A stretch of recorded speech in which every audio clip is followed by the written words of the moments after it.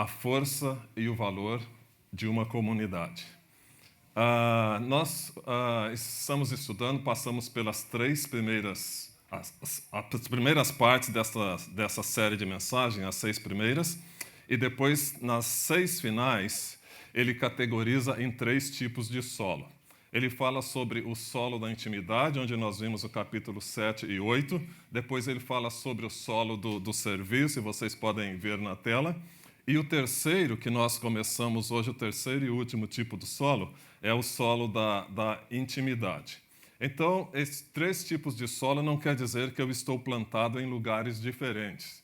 Eu estou plantado em um mesmo lugar e há 3 tipos de solo naquele lugar que eu estou plantado. Eu sei. Vocês, o engenheiro agrônomo aqui, está pensando, existem 5 tipos de solo, na verdade, 5 camadas de solo. Desse cunho espiritual que estamos falando, 3 tipos de solo. Da intimidade com Deus, o solo do serviço, e hoje nós vamos falar sobre o solo da comunidade. O rei Davi, ele fez um comentário interessante que está no livro de Salmos, no capítulo 16 e no verso 3. Quanto aos fiéis que há na terra, eles que são os notáveis, em quem está todo o meu prazer. Eu vou daqui a pouco voltar e comentar sobre este verso, quando vou dizer o tipo de pessoa que Davi estava chamando de notáveis. Mas antes de ir lá, eu quero voltar novamente a um comentário do discurso inaugural do John Kennedy, quando ele falou que ambos os lados vamos nos unir para que possamos explorar os pontos que nos unem, em vez de ficarmos discutindo aquilo que nós divergimos, aquilo que nos separam. Então, aí está. Let both sides explore what problems unite us, instead of belaboring those problems which divide us. Para falar do valor de comunidade, cada pessoa agrega alguma coisa a nós. Não tem como. Faz 7 meses que eu estou neste grupo, é a 15ª vez que eu estou fazendo uma preleção aqui. E as pessoas, à medida que eu vou conhecendo, eu sei cada pessoa o valor que ela agrega a mim, que coisas eu vou recorrer ao talento e ao recurso com aquela pessoa, como eu acabei de mencionar, por exemplo, o Márcio na parte de som. Então, falando nesse aspecto de comunidade, não é que você 100%, nós não estamos dizendo que ser fiel é ser perfeito, nós estamos dizendo, ele tem algo para agregar à sua vida. E você pode usar esse recurso que a pessoa tem o prazer em servir, tem o prazer em agregar algo para a tua vida. Então, se nós olharmos aqui, vamos falar então, como eu disse, de Davi. Deus chamou Davi, Deus começou a moldar Davi para o que Deus tinha chamado ele. E deu um grupo de pessoas para trabalhar com ele. Imagina assim se o pastor me chamasse e dissesse, olha, nós estamos pensando em iniciar uma congregação lá pega uma cidade aqui do Middle Tennessee, digamos Colômbia, e tem um grupo de pessoas lá que são as pessoas endividadas, descontentes e as pessoas que estão passando por dificuldades. Não ia demorar muito para dizer, pastor, acho melhor só escolher um outro. Né? Mas o que foi dado a Davi foi esse tipo de gente. Aqui está em 1 Samuel, capítulo 22, versos 1 e 2. Davi fugiu da cidade de Gat e foi para a caverna de Adulão. Quando seus irmãos e a família de seu pai souberam disso, foram até lá para encontrá-lo. Também juntaram-se a ele todos os que estavam em dificuldades, os endividados e os descontentes, e ele se tornou o líder dele. Havia cerca de 400 homens com ele. Davi entendia, na verdade, que ele podia usar. Ele não estava olhando se a pessoa estava endividada, se a pessoa estava descontente, ou se a pessoa estava em alguma dificuldade. Ele estava olhando o seguinte, nós somos uma comunidade e cada pessoa tem algo a agregar para o bem da comunidade como um todo. Por esse aspecto que ele olhava. Então, nós estamos falando do valor de comunidade. Há muitas frases que nós ouvimos que elas falam sobre comunidade. Uma muito comum em inglês que a gente ouvimos é "It takes a village to raise a child", não é? Precisa de uma comunidade, de um vilarejo para criar uma criança. Conhecemos muito mais nossa de brasileiros a expressão que uma andorinha não faz verão. Mas há pessoas que digam, diga-me com quem andas e eu te direi quem és.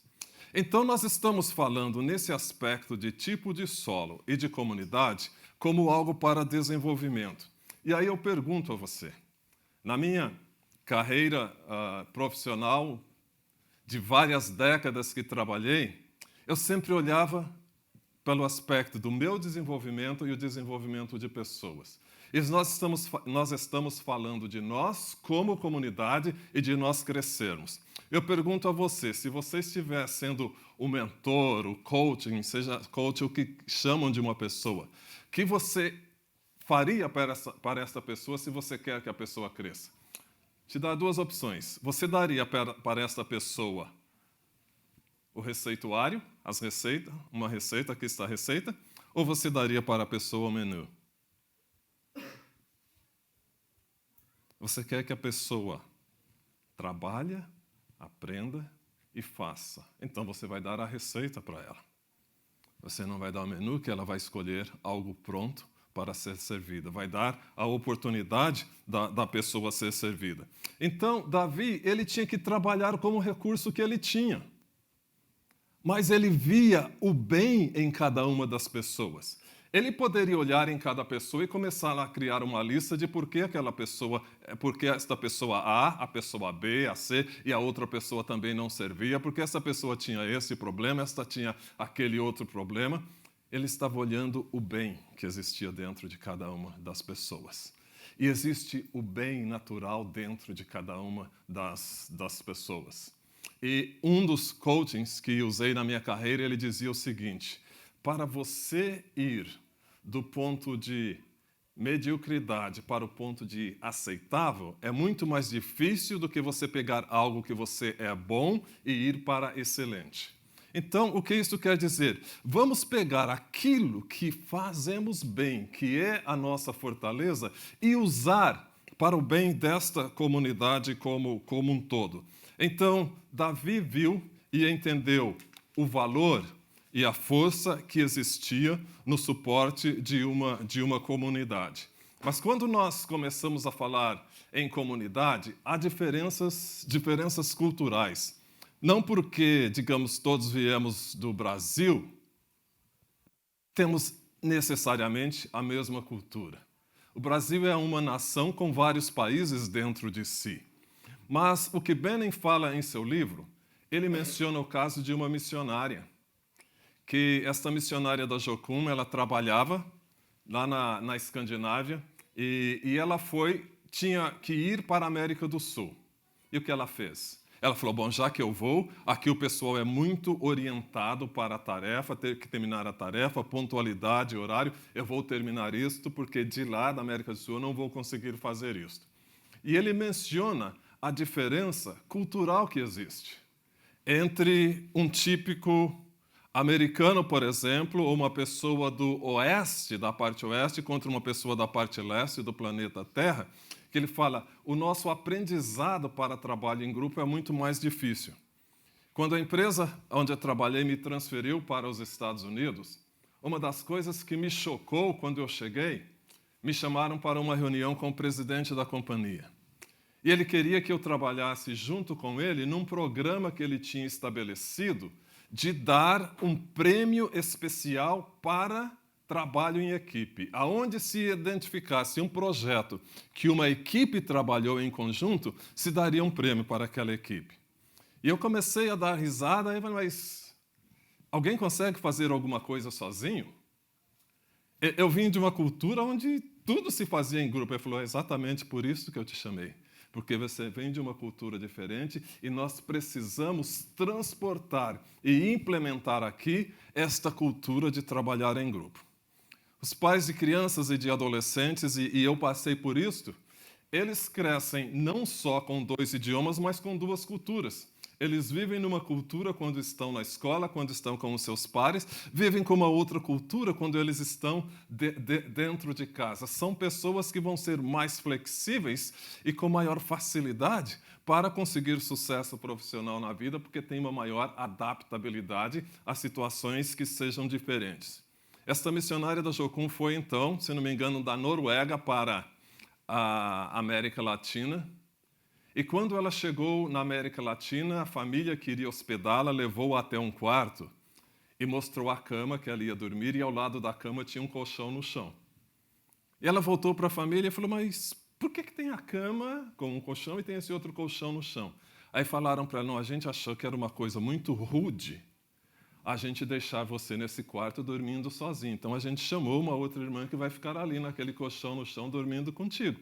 E ela não tinha essa experiência de estar dormindo e ter uma pessoa estranha no colchão, no chão ao lado, dormindo com ela. Uma cultura diferente, onde valoriza o companheirismo e acredita que a pessoa não foi feita para ser um ermitão, para estar sozinha e isoladamente. E ele menciona de culturas diferentes, de uma situação no Quênia, onde o missionário falou, se eu vou até o banco pode estar a 5 minutos daqui.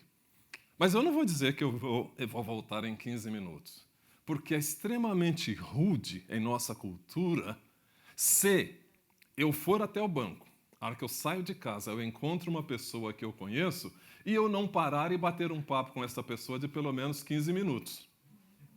Então, termino dessa, encontro uma outra pessoa, não sei quantas pessoas que eu conheço, eu vou encontrar daqui até o banco. Então, se eu planejo, se é 15 minutos para eu voltar ao banco, eu vou assumir umas 2 horas e meia, 3 horas, o tempo que vou levar para ir ao banco. Nessa cultura que vivemos aqui, não se comporta fazer uma coisa dessa.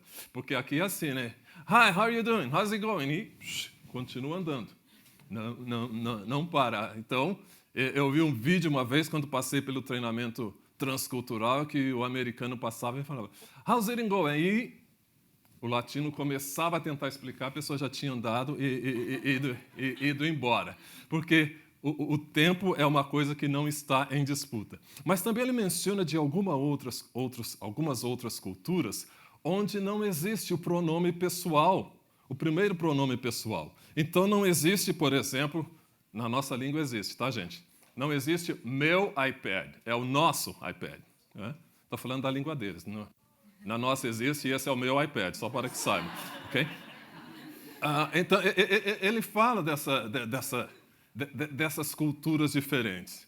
Eu vivi na Ásia, como sabem, morei lá, e uma das coisas que eu perguntei, por que todas as mesas para as refeições são mesas redondas?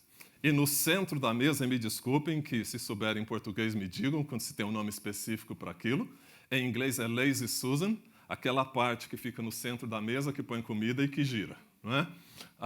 Então, veja bem, uma mesa redonda, todos sentados, giram a Lazy Susan, todos estão à mesma distância do centro da mesa e todos estão à mesma distância da comida. Então, era difícil, pastor, determinar quem pagava a conta, porque não tinha ninguém na cabeceira da mesa. Então, são situações de culturas diferentes, que à medida que a gente vai vivendo, eu vou dizer, mas isso está errado. Quem sou eu para determinar o que é uma cultura? Eu tenho que ver o que há de positivo, o que a pessoa agrega de positivo em mim. William e eu, nós conversávamos durante a reunião de quarta-feira de nosso grupo doméstico de estudo bíblico. Eu sei, e você fala, por que você não fala Life Group? Porque as pessoas que assistem na internet não saberiam o que é o Life Group. Então, talvez eu diga a nossa célula.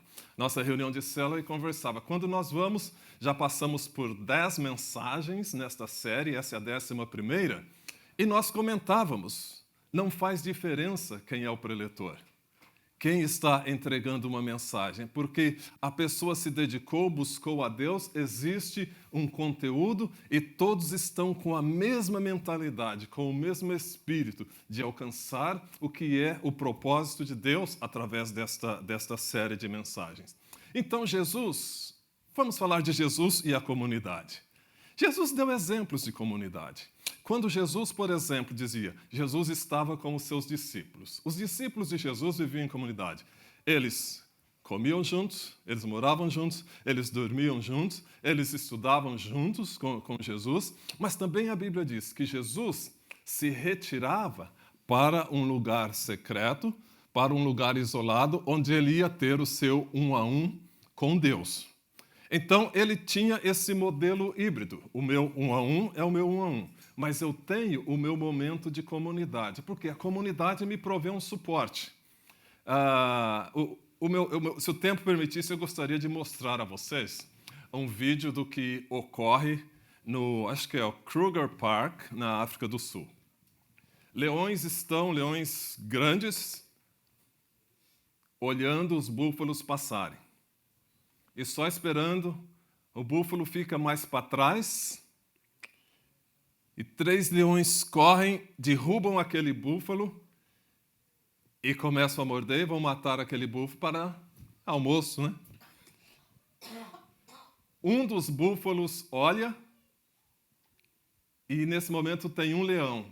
Ele vira e vê o leão tentando matar aquele búfalo, ele vem e eles falam que ele joga o leão 5 metros de altura no ar. Ele pega o leão com um chifre e joga o leão para cima, o leão cai, ele pega e joga o leão de novo, o leão todo meio torto, sei lá, machucado, o leão sai correndo. A comunidade de búfalos veio em defesa daquele um.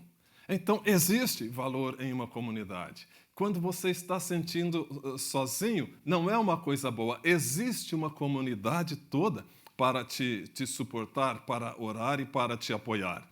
Então, Jesus, nós podemos olhar pelo aspecto do que ele falou e do que ele exemplificou sobre comunidade. Jesus falou, portanto, se você estiver apresentando a sua oferta, se você estiver vindo aqui cultuar a Deus, e aqui você lembrar, aquele irmão tem alguma coisa contra mim, para você continuar cultuando desimpedido, volta lá, acerta-te com ele e depois você vem. Que Jesus estava dizendo, olha, estar em paz na horizontal é um pré-requisito para você estabelecer a sua paz na horizontal com Deus.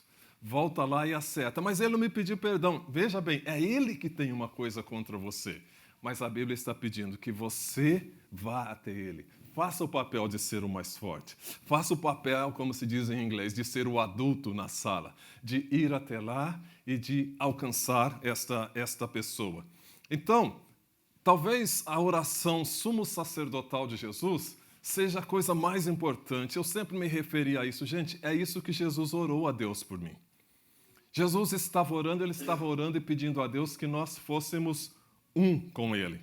Minha oração não é apenas por eles, não era apenas pelos discípulos. Ele dizia, rogo também por aqueles que crerão em mim. Nós, por meio da mensagem deles, para que todos sejam um, Pai, como tu estás em mim e eu em ti. Que eles também estejam em nós, para que o mundo creia que tu me enviaste. Dei-lhes a glória que me deste, para que eles sejam um, assim como nós somos um, eu neles e tu em mim. Que eles sejam levados à plena unidade, para que o mundo saiba que tu me enviaste e os amaste como igualmente me amaste. O pedido de Jesus a Deus é que nós sejamos uma comunidade, um mesmo espírito, um só rebanho, um só pastor. Parece até um hino muito antigo. É essa a oração de Jesus. Mas nós vamos entrar mais especificamente quando chegar na parte que Paulo falou. O cristianismo é uma comunidade. Então vamos falar sobre a história do cristianismo. Muita gente pensa que o cristianismo, e tem gente que tenta ver a Bíblia como um quebra-cabeça. Neste quebra-cabeça que é a Bíblia, tem várias partes que, ao montar todas essas partes, eu vou ter uma história que eu vou entender. Não é assim. A Bíblia é composta de várias histórias. Não é partes isoladas de várias histórias que estão é entrelaçada. Se você pensar em termos matemáticos, fala que você tem agora uma sobreposição dela, tem uma intersecção dessas histórias. Elas estão, em inglês, intertwined, estão ligadas entre si, estas histórias que fazem parte, então, de uma história maior. E qual é essa história? O que é a história que a Bíblia conta? A história que a Bíblia conta, ela conta a história sobre a criação, a queda e o plano de redenção que Deus estabeleceu. Criação, queda e redenção. Mas também plano de redenção para a comunidade. Mas também o que é agora? Essa está vindo da parte de Deus. A parte de Deus foi a criação, a parte humana foi a queda, a parte de Deus é prover um plano de redenção, mas Deus não é invasivo. É como em Apocalipse 3:20, ele diz, estou à porta e bato. Se alguém abrir a porta, eu entro. Então, ele pede permissão para entrar. Eu deixo que ele entre, eu não deixo que ele entre. Então, essa história, ela vai para um outro aspecto que ela vem. Criação, queda, redenção para a comunidade e a comunidade encontrando a redenção. Ir como uma comunidade. Quando ele fala a noiva de Cristo, e quando a Bíblia fala a noiva de Cristo, fala da igreja como um todo. Não fala de uma pessoa. A salvação é pessoal. A congregação é de todos. O interesse de Deus é nesta comunidade. Então, o cristianismo funciona em comunidade. Mas pensa assim, você mais Jesus já é maioria. Então, vamos dizer assim, Jesus é 50%. Então, vamos dizer que seja isso, né? Acho que ele tem que ser mais que 50%. 50% mais um. Se constitui maioria mínima. Mas isso não quer dizer que eu vou dizer tudo o que eu preciso é Jesus. Eu vou querer chegar o máximo possível da unanimidade. Foi na oração de Jesus para que chegasses àquela unidade de fé, aquele ponto de crer, aquele ponto de ser um. Então, o que eu olho nisso, eu não só preciso de Jesus e eu vou ignorar todo mundo mais. Há algo em alguém que eu possa receber, há uma necessidade em alguém que eu posso atender esta necessidade da pessoa. Então, o cristianismo funciona em comunidade. E aqui eu volto ao ponto quando eu disse, vou mencionar o que Paulo falou. O modelo pelo qual, e essa é na versão da Bíblia a mensagem, caso alguém pense que não estou lendo a Bíblia, o modelo pelo qual Deus formou o corpo humano é um modelo que nos ajuda a entender a nossa vida comunitária na igreja. Cada parte depende da outra, as partes que mencionamos, as que não mencionamos, as partes que vemos e as que não vemos. Se uma parte se fere, todas as outras partes estão envolvidas. Se uma parte vai bem, todas as outras desfrutam esse bem-estar. Vocês são o corpo de Cristo. É o que vocês são, jamais se esqueçam disso. Só depois que vocês reconhecem que participam desse corpo, é que a parte de vocês adquire algum significado. Sério, eu sou parte do corpo de Cristo, sim. Mas a menos que eu reconheça que eu sou parte, como parte de um todo, e que eu tenho que fazer bem o meu papel,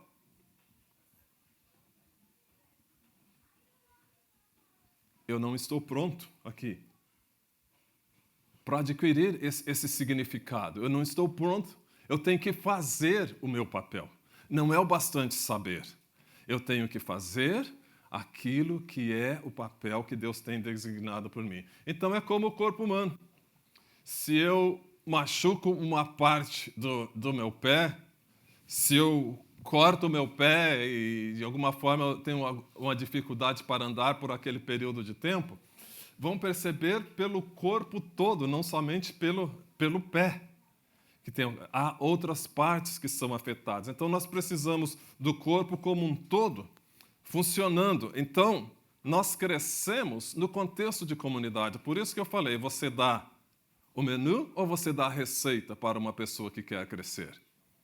Então, se eu penso nesse aspecto, Paulo escrevendo aos Efésios, ele disse o seguinte: Deus designou alguns para apóstolos, outros para profetas, outros evangelistas e outros para pastores e mestres, como o fim de preparar os santos para a obra do ministério, para que o corpo de Cristo seja edificado até que todos alcancemos a unidade da fé e do conhecimento do Filho de Deus e cheguemos à maturidade, atingindo a medida da plenitude de Cristo. Então, como que eu chego à maturidade da fé? Todos esses vetores destas pessoas, desta comunidade que Deus designou com a missão de ajudar, não pelo interesse delas em mim, pelo interesse de Deus em mim, Ele estabeleceu pessoas que vão me ajudar a chegar aonde Ele quer que eu chegue. Todos nós que crescemos num lar evangélico, nós sabemos apreciar os professores da escola dominical, líderes do departamento infantil, do grupo de crianças quando cantava, de jovens, apreciar a importância que essas pessoas tiveram em nossa vida e da forma da gente caminhar com Deus. Então, continuando em parte dessa passagem, dos versos 14 a 16, o propósito é que não sejamos mais como crianças levados de um lado para o outro pelas ondas, nem jogados para lá e para cá, por todo o vento de doutrina e pela astúcia e esperteza de homens que induzem ao erro. Então, você vai ter um certo conhecimento que você não vai ter um filtro para aquilo que pode estar vindo com uma fachada de evangelho, mas eventualmente te colocando num caminho diferente do que seja o plano de Deus para a tua vida. Antes, seguindo a verdade em amor, cresçamos em tudo naquele que é o cabeça. Quem é a cabeça? Cristo. Dele, todo o corpo ajustado e unido pelo auxílio de todas as juntas, cresce e edifica-se a si mesmo em amor, na medida em que cada parte realiza a sua função. Como que o corpo cresce? Toda parte precisa realizar a sua função. Então, é como uma comunidade que a gente funciona. É trazendo a sua contribuição, o seu talento, o talento que Deus te deu para ser usado. Então, eu preciso buscar ajuda. Então, se eu quero me posicionar, e na mensagem da semana passada, a Mary falou sobre a graça. Se eu quero posicionar de modo a receber a graça de Deus e deixar que Ele me exalte no tempo certo, eu devo apenas não servir aos outros. Servir já é um desafio. Tem algo um pouco mais desafiador. Submeter as pessoas. Eu vou ouvir. Eu vou acatar. Samuel, você não vai pregar mais no dia 20. Você vai pregar no dia 13. Acatei. Estou aqui. A submissão para que o nome de Deus seja glorificado. Para que o nome de Deus seja exaltado. Ah, me tirou do esquema? Era seu dia, prega você então. Não é este o propósito, não é esse o coração que Deus quer para um de nós. E eu escrevi aqui, só os fortes pedem ajuda.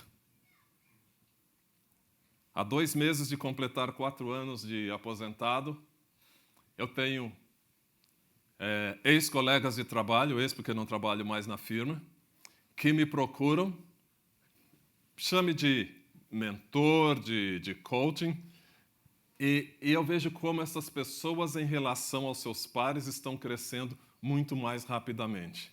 Por quê? Porque a pessoa sente o valor de alcançar, e eu não acredito que elas estão alcançando simplesmente. Para mim, seria patético e arrogante dizer que estão progredindo porque consultam a mim. Estão consultando a outras pessoas, mas veem isto aqui, quem é a pessoa que tem este conhecimento para me ajudar?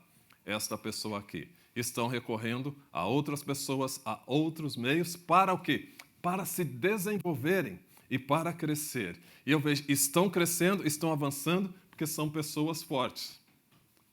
E lembra, o forte pede ajuda. O isolamento mata.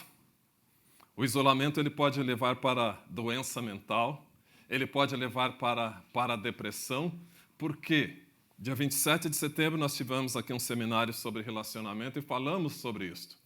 Adão, criado por Deus num paraíso, mas mesmo assim Deus disse, não é bom que ele viva só. Não foi feito o ser humano para ser um ermitão. Ele tem que viver em sociedade, ele tem que viver em uma comunidade. Então, vem no ponto onde Benning chamou esse capítulo de Quando o peixe nada sozinho.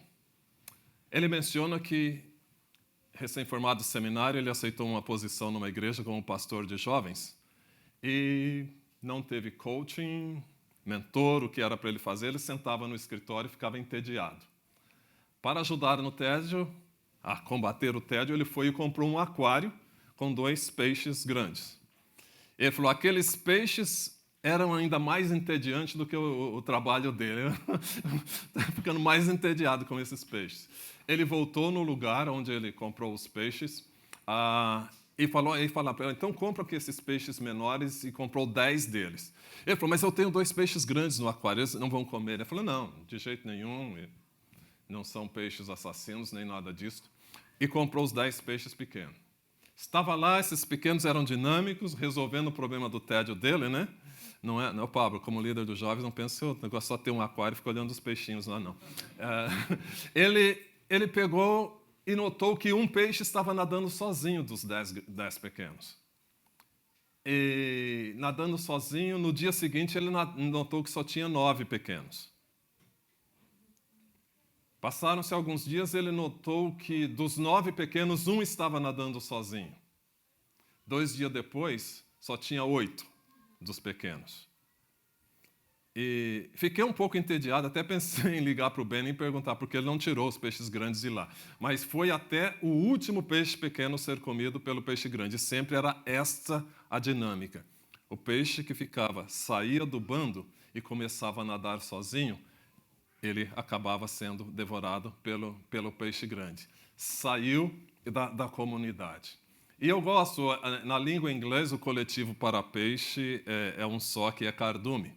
Mas em inglês nós temos os 2 que você vê na tela. O shoaling, que é quando os peixes estão nadando de uma forma desorientada, e o schooling, quando os peixes estão nadando de uma forma orientados para uma mesma direção. Interessante que é schooling, né? Está aprendendo alguma coisa, não é? Então, aqui, nós não estamos no show, nós estamos no school. Nós estamos juntos, em busca de um mesmo objetivo. Pode ser difícil, mas por mais desafiador que seja, nós temos que fazer as escolhas. Eu tenho que fazer a escolha se eu vou resolver recorrer ao recurso que está disponível e também oferecer o recurso que eu tenho, e se eu vou ficar isolado, nadando sozinho. Mas lembra que há peixes maiores. Lembra que há tubarão no tanque. Então, quando você está nadando sozinho, você está correndo o seu risco. Venha ter um grupo ao seu redor. Um grupo que vai colocar a mão no seu ombro. Um grupo que vai orar com você. Um grupo que alguém vai chegar e falar, "How can I pray for you?" Um grupo que vai expressar a solidariedade. Um grupo que vai ter uma resposta. E muitas das vezes, a solução não é que a pessoa tenha a resposta. Ela tem simplesmente o ouvido para você relatar o que você está precisando, desabafar, como abrir aquela válvula da pressão e deixar esvaziar aquela alta pressão. E eu quero te convidar a que você olhe para esse aspecto. Se você sente que você está, na maioria das vezes, nadando sozinho, quando há um grupo que está à sua disposição, vence melhor a correnteza, quando há maior satisfação em estar em todo este grupo. Eu quero que você pense nisto, que você olhe para isso e reflita sobre isso e decida, acima de tudo, eu não quero estar isolado, eu não quero nadar sozinho, eu quero agregar valor e eu quero participar nessa comunidade de todo o meu coração. Obrigado por me ouvir, que Deus abençoe a todos vocês. Obrigado ao Vinícius pelo excelente vídeo que fez. Nessa parte eu encerro a parte da internet, mas eu continuo com vocês. E agora? Está nadando sozinho? Está perigoso? e você está olhando, né? Será que Deus vai me tirar da barriga do peixe igual Jonas? Vou ser engolido? Não espera chegar até lá. Eu quero desafiar a cada um de vocês, a você,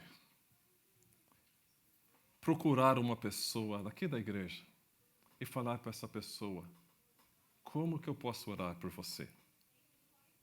Uma pessoa talvez que você não seja do seu círculo de amizade, não seja do círculo de amizade, todos nós somos amigos, mas não uma pessoa tão próxima a você.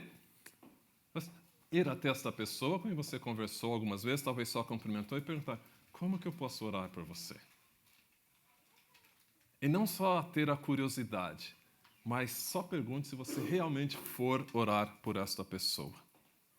E se a pessoa achar que você já deve orar ali, on the spot, na hora, ore por essa pessoa.